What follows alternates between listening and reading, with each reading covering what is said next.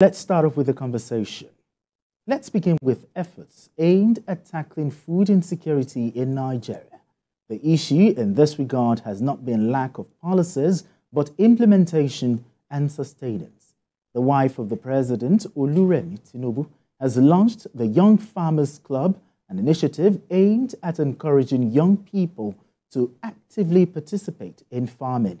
The initiative, which is a partnership between the Federal Ministry of Agriculture and the Food Security, as well as the First Lady's Renewed Hope initiative, is targeted at instilling the passion of youths in farming by empowering them to become active participants in the agricultural sector.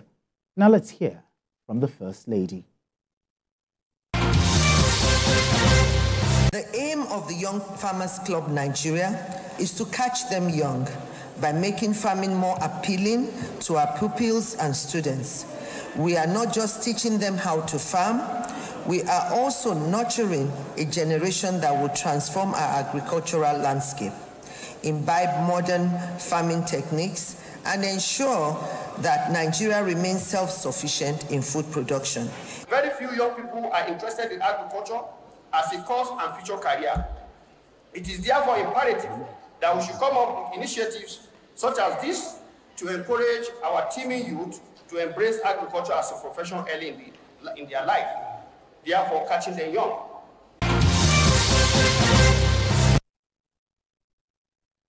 All right, Kaidi, let me start with you. Catching them young, a very inspiring one, but what's your take, first of all? Is this a good place to start? I think it is, for the fact that no thanks to the way we were brought up, we were made to think that farmers are of a lesser job, we were made to think that it is crude, it is unrefined to be called a farmer. So many of us never, wanted it as a career. We never wanted it to be our goal in life. We felt the way out is to wear tie like you're wearing, wear suits, and we do not realize the future. Probably the leaders then, or our fathers then, didn't really project much into the fact that this is something that we need to jump on. So for the First Lady to look in this direction, it's a welcome idea. And don't forget that when we are talking about this current First Lady, she's been very, very active. She's a politician. She's someone who does, I remember then as a senator, every quarter there is that town hall meeting and there's always empowerment. So it will be odd for such a woman to just sit down and just be saying, I'm a First Lady, without contributing her own quota. Sure. So I see someone who is saying that, hey, enough of the lamentation. What are we doing about the future? Because what she's doing now definitely is going to transcend our husband's administration. It is something that has to do with the next generation, not just this generation. Okay. We need to appreciate what farming is all about, And the way she has put it, it's not just going to be another job, but it's going to be a way of life. In other words, even as a journalist, you can dabble into farming, yes, and get farming. Exactly what do you do with your garden? How do you maximize what you have around you? So I think it's a welcome idea if we don't put some partisan look into it, if we don't always want to disparage anything that comes from our leaders, but if we see it as this is something that, it doesn't matter whether it's coming from the government or the wife of the president, let me jump on this and see the future, because that's what is happening in other industrialized nations. All right. Let me come with the symbolic gesture of giving farm tools, hoes to the students, the Young Farmers Club of Nigeria, to me is not enough.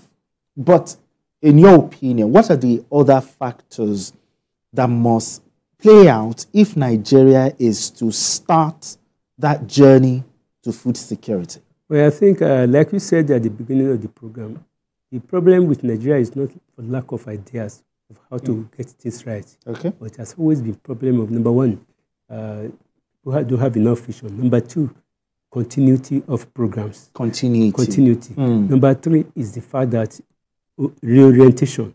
Because I could remember, like he was saying something about when we were young. Yes, when I was young, as I'm sitting here, I can still remember, I know the picture of my primary school, the farm that we had. Every Wednesday we have to go to the farm.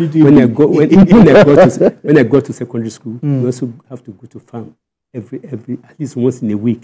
So I could still recollect how we used to visit our parents who are living in the village during that time. So, and we have a particular anthem. I think they sang it when he was doing that time. That the work of our father is farming. Naturally, the youth of today have to be reorientated about the fact that farming is the only lasting thing that you can do. Oil will come and go, and it has gone now. It came in the mid-70s. It destroyed our value system. We neglected farming, and gradually we are going back to it. I do normally believe in people saying that being power or some other things. Yes, things are scarce. It's because a lot of people have abandoned what they are supposed to do. It's because it is no more in our psyche. Our children has to be reorientated. Not about us, about the children have to be reorientated that farming is the in thing. So when we do that, successful governments, people should not see it as a program of the First Lady. It should be institutionalized in such a way that if it is institutionalized, any other government that comes after her, they will continue from that place. And we should take it not only here, we should take it to the grassroots, to the primary schools, where we can catch them young. Especially the public primary schools. Let us take it to that place. And let us see to the fact that even teachers too are carried along. So if we start from the primary school, back with enough information, the thing will go into the psyche of our children. Like as primary school, they should have their own farm. Every primary school, not the chicken primary school people are opening today. I'm talking of public primary school, where they have farms all over. The primary school I attended, I'm still very proud of that school today. Yes, much of the land has been taken away by a lot of buildings. But the thing is like that gesture, giving them farm tools like hoes, how do we now make agriculture attractive? Because to some, they're like, I don't agree. Hoes. I think mechanized farming. I think the problem is that we have refused to move away from subsistence farming.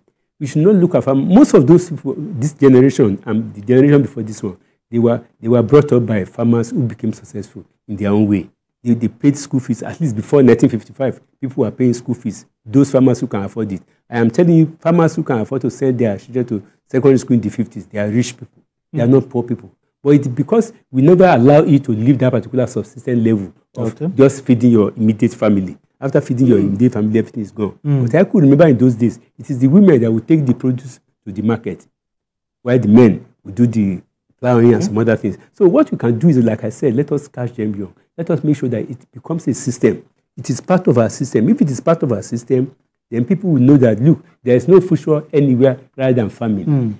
Israel, as small as Israel is, they farm around here, and they can feed the whole of Nigeria. You'll be shocked. You'll be surprised. Nigeria has about almost 1 million hectares of uncultivated farmland as we are talking now. And yet, we have no reason to say we are hungry if we are not abandoned that thing. So people should know that life does not depend on oil alone. That we should inculcate it. It will be a systemic thing. We should take it as a policy. You should not look at farmers as somebody who cannot make it. I don't know whether you have visited farm settlements before. When you go to those farm settlements that were established between 1955 and 1960, everything was there for them. They can aspire to be anything. So today, about 2 weeks ago, I saw Ogun State Governor trying to give farm implements and money to some young farmers. You should not stop at that. You should also continue by the fact that all the rural areas are linked to the cities. Because when we mass produce now, because of what we are facing last 1 year, people mass produce now. At the end of the day, a lot of them will be rotting away. All right, Kaide, just in 10 seconds or 30 seconds, how can we make agriculture attractive? Inflation is 37.25. We need to make it attractive, just in 30 seconds. 30 seconds. I'll try and rush through. You know, while I was talking, so many things were running through my head, you know, because we need to avoid being hypocritical about this. How many lands have been converted, you know, originally scheduled to be farmlands, have been converted to residential now. So even you, I'm putting you on the spot. If you're likely going to have a land now, you're likely to think about, man, the millions, how, in quotes, real estate is appreciating, and you want the immediate money rather than devoting this thing to what will feed you for life and feed a lot of people and do a lot of stuff. You know, you remember the story of Obasanjo, you know, and this is even the only profession, the only job you can even do while you are in government. You understand? So these are things that we should look beyond our nose. Let's study good things from all those industrialized nations and move into that mechanized farming that we're talking about. Bury that thought that robot is going to take your job. You will definitely use this mechanism. Exactly. You're the one that will still use those robots to do your job. Exactly. So irrespective of it, let the young people embrace this innovation and let's move on.